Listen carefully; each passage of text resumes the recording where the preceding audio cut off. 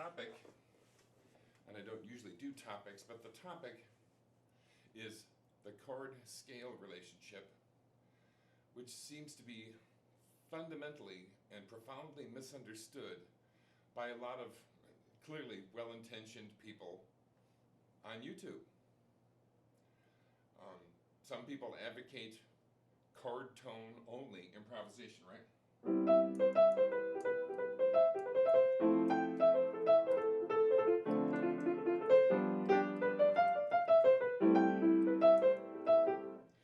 It's perfectly reasonable, right?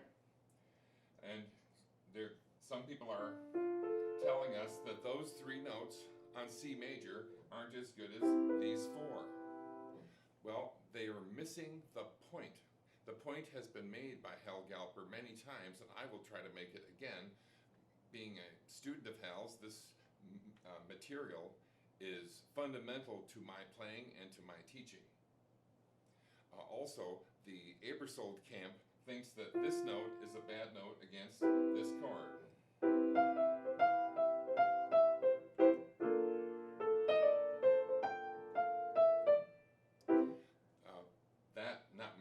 That's how Charlie Parker would use that note as a motif, but that's not the point here either. The point is harmony can determine melody, but rhythm tells you how to take that scalar material and place it against the harmony in a way that's going to create tension and resolution all through the range. Into the second octave with this note if you'd like, but that one also, right? Lydianness as opposed to plain major Ionian against major seventh chord. So let's take a look and see.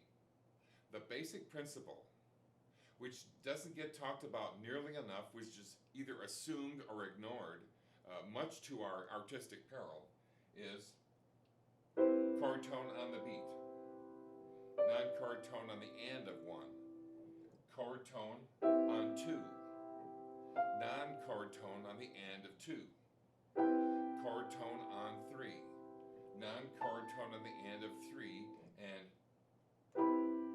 chord tone on four, and that takes us through our first octave, because now all of a sudden we wind up with this chord tone, the root an octave higher, on the and of four.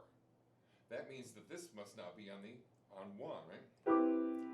So the second octave people think of the ninth as just as valid a chord tone as 1, 3, 5, or 7 because it occurs on the beat, right? So that's 1, the and of 1, and now here's 2, right? So George Russell's Lydian chromatic concept tells us put that note as F sharp rather than F natural, partly because it's going to fall on the beat if you continue this series up. And we don't want to have this note on the beat. That's the idea, right? So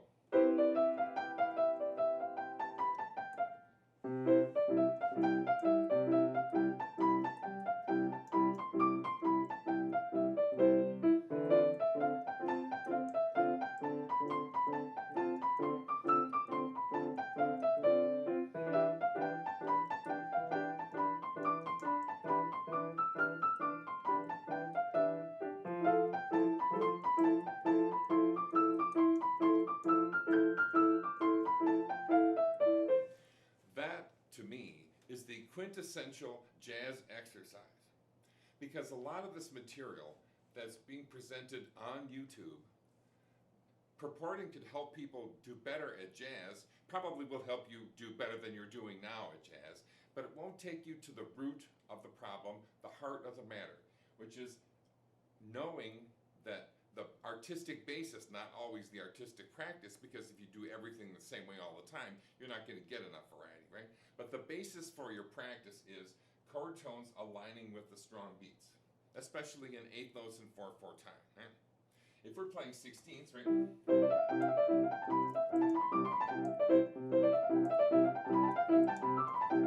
That kind of thing.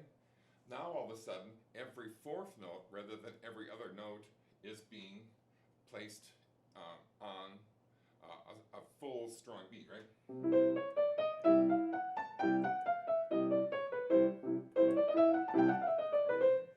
So chromatic playing like that becomes more possible at a rapid pace.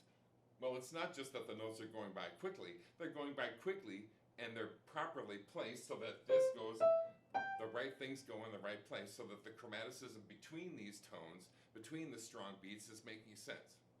So the idea that's being missed, once again, is chord tones can be placed on the strong beats, and the other notes of the scale, which aren't chord tones, need to be placed off the beat in order to make your improvisation seem like clam-free, basically, is the colloquial way of saying that you won't be playing a right note that sounds wrong, because the C Ionian mode for C major 7 or C major 9 or C major 6/9, that is the proper scale, and all of those notes can be used. And you can even play.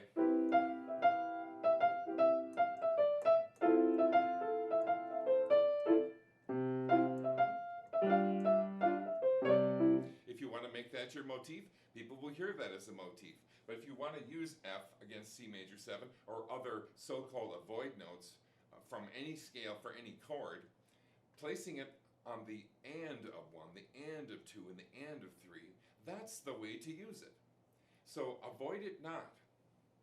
And if you're going to use it motivically, you're going to get enough rhetorical reinforcement of your note choices to make it hearable.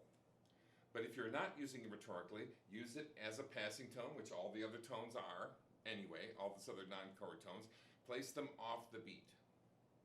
Hope this video has helped, well, I know it's helped me address the issue that I see all the time and that kind of makes me a little crazy. So now I'm a little less crazy, and hopefully you'll be a little less crazy too when you sit down to apply the chord scale relationship, which is clearly valid, with a rhythmic concept that will allow you to play any note from the scale in its proper position and relation to the other notes in a rhythmic fashion. Thank you.